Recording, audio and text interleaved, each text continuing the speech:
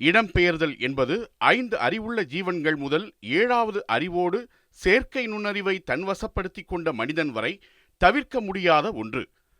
பல்வேறு சமூக, பொருளாதார மற்றும் சூழலியல் காரணங்களால் மனிதர்கள் உலகம் முழுவதும் இடம்பெயர்கிறார்கள். இடம்பெயர்தலில் மிக முக்கியமான காரணிகளாக அமைவது போரும் கடுமையான பொருளாதார நெருக்கடிகளும் தான். எப்படியாவது எங்கேயாவது மிச்ச மீதமிருக்கிற உயிரையும் உயிருக்கு உயிராய் நேசித்த குடும்பத்தையும் காப்பாற்றிவிட வேண்டும் என்கிற கடைசி நம்பிக்கையில்தான் இடம்பெயர்தல் நிகழ்கிறது. 1.5 ஆண்டுகளாக நடந்து கொண்டிருக்கிற இஸ்ரேல் காசா போரின் போது எல்லாவற்றையும் இழந்து ரஃபா எல்லை வழியாக எகிப்துக்கு இடம்பெயர்ந்த காசா மக்கள் முதல் ஈழப்போருக்கு பின்பான நிலையற்ற தன்மை மற்றும் அதன் பின்னர் சந்தித்த கடுமையான பொருளாதார நெருக்கடி போன்றவற்றால் தினம் தினம் சட்டவிரோதமாக படகுகளில் தப்பித்து ராமேஸ்வரம் வரும் இலங்கை தமிழர்கள் வரை நம் கண்முன்னே பல உதாரணங்கள் உள்ளன. இது தவிர கல்விக்காகவும் பொருளீட்டி வசதியான வாழ்வை வாழவும் வேண்டி பலரும் பல வளர்ந்த நாடுகளுக்கு இடம்பெயர்கிறார்கள். இவ்வாறு உலகம் முழுக்க தங்களது சொந்த நாடுகளை துறந்து பிற நாடுகளில் இடம்பெயர்ந்தவர்களின் எண்ணிக்கை சுமார் 281 மில்லியன் என 2020ஆம் ஆண்டு ஐநாவின் குடியேற்றம் தொடர்பான ஆண்டறிக்கையில் தெரிவிக்கப்பட்டுள்ளது. ஒரு நாட்டில் பிறக்கும் 30 பேரில் ஒருவர் இடம்பெயர்வதாக ஐநாவின் புள்ளி விவரம் கூறுகிறது. 1990 முதல் 2024 வரை வெளிநாடுகளில் குடியேறியவர்களின் எண்ணிக்கை 6.5 மில்லியனிலிருந்து 18.5 மில்லியனாக, அதாவது 3 மடங்காக அதிகரித்துள்ளது. குறிப்பாக இந்தியர்கள் அதிக அளவில் குடியேறிய நாடுகளின் பட்டியலில் அமெரிக்கா, ஐக்கிய அரபு அமீரகம், சவுதி அரேபியா, மலேசியா, இங்கிலாந்து ஆகிய நாடுகள் முக்கிய இடங்களை பெற்றுள்ளன. அமெரிக்காவில் மட்டும் 5.1 மில்லியன் இந்தியர்கள் குடியேறியுள்ளனர். இதேபோல இங்கிலாந்தில் கல்வி, பொருளாதாரம், தொழில் போன்ற பல்வேறு காரணங்களால் குடியேறிய இந்தியர்களின் எண்ணிக்கையும் அதிகரித்துள்ளது.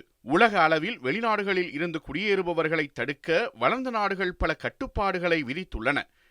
சமீப காலமாக அமெரிக்கா, கனடா, இங்கிலாந்து போன்ற நாடுகளில் ஆட்சி மாற்றம் ஏற்பட்டதை அடுத்து குடியேறிகளையும் சட்டவிரோத குடியேறிகளையும் குறைப்பதற்கு பல சட்டங்கள், திட்டங்கள் மற்றும் விவாதங்களை அந்தந்த நாடுகளின் அரசுகள் முன்னெடுத்துள்ளன.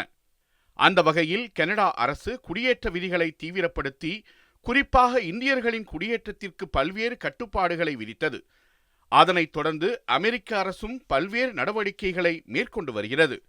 இதன் ஒரு பகுதியாக தற்போது இங்கிலாந்து அரசும் குடியேற்றத்தை கட்டுப்படுத்த பல சட்டங்கள் மற்றும் முன்மொழிவுகளை அறிவித்துள்ளது. இந்த குடியேற்ற விதிமுறைகள் அமல்படுத்தப்பட்டால் 6 வகையான பாதிப்புகளை இந்திய குடியேறிகள் எதிர்கொள்வார்கள். இங்கிலாந்து நாட்டில் குடியேறியவர்களில் 5இல் ஒருவர் இந்தியர் என்கிற நிலை உள்ளது. இந்த நிலையில்தான் புதிய விதிகள் அமல்படுத்தப்பட்டுள்ளன. புதிய விதிகளால் என்னென்ன பாதிப்புகள் உள்ளன என்பதை ஒவ்வொன்றாக பார்க்கலாம். இதுவரை இங்கிலாந்தில் 5 ஆண்டுகள் தொடர்ச்சியாக வாழ்ந்த பிறகுதான் நிரந்தர குடியுரிமைக்கு விண்ணப்பிக்க முடியும்.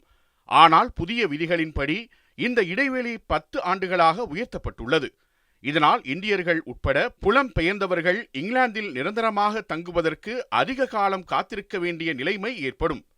ஸ்கில்டு ஒர்க்கர் என்று அழைக்கப்படும் திறன் சார்ந்த வேலைகளுக்கான விசாவுக்கு மேல்நிலைப் பள்ளி என்கிற கல்வி தகுதி போதுமானதாக இருந்தது. ஆனால் புதிய விதிகளின்படி இனி பட்டப்படிப்பு கட்டாயம் என்கிற நிலையை உருவாக்கியிருக்கிறது.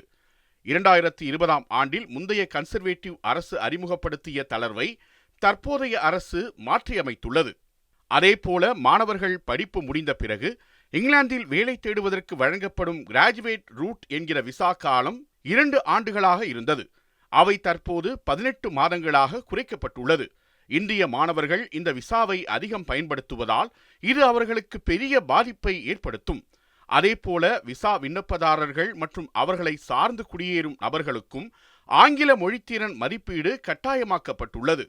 இந்த புதிய விதிகள் மூலம் மாணவர்கள் மற்றும் வேலை செய்பவர்களுக்கு கூடுதல் சவாலாக இருக்கலாம் என சொல்லப்படுகிறது. 2024இல் மாணவர்களை சார்ந்து அவர்களுடன் பொறுப்பாளர்களாக இருக்கும் நபர்களுக்கு விசா கட்டுப்பாடுகள் அறிமுகப்படுத்தப்பட்டன. ஆனால் தற்போதுள்ள விதிகளின்படி ஆராய்ச்சி முதுகலை மாணவர்கள் மட்டுமே தங்கள் குடும்பத்தை அழைத்து வர முடியும் என்கிற நிலை உருவாகியுள்ளது. பலர் தங்கள் குடும்பத்துடன் இங்கிலாந்துக்கு வர விரும்புகின்றனர். தற்போதைய கட்டுப்பாடு இந்திய மாணவர்களின் முடிவுகளை பாதிக்கலாம். 5 வருடங்களுக்கு முன்பு தொழிலாளர் கட்சியின் தேர்தல் பிரச்சாரத்தின் போது பேசிய தற்போதைய இங்கிலாந்து பிரதமர் கீவ் ஸ்டார்மர், நாங்கள் குடியேறிகளை வரவேற்கிறோம், ஒருபோதும் அவர்களை தண்டித்து விடமாட்டோம் என்று சொன்னார். ஆனால் ஆட்சிக்கு வந்த பின்னர் மீண்டும் தவறிழைக்க விரும்பவில்லை, குடியேறிகளை குறைக்க திட்டமிட்டுள்ளோம், அதுதான் எங்களின் வாக்குறுதி என பேசியுள்ளார். இங்கிலாந்து அரசின் கடுமையான குடியேற்ற விதிகளால் இந்தியர்கள் பெருமளவில் பாதிக்கப்பட வாய்ப்புள்ளதாக கூறப்படுகிறது. புதிதாக குடியேறும் எண்ணம் உள்ளவர்களும் கல்விக்காக வெளிநாடு செல்ல உள்ளவர்களும் எதிர்கொள்ளும் பாதிப்புகளுக்கு இந்திய அரசு என்ன செய்ய போகிறது என்பதுதான் அவர்களின் முன்னிற்கும் பெரிய கேள்வியாக இருக்கிறது.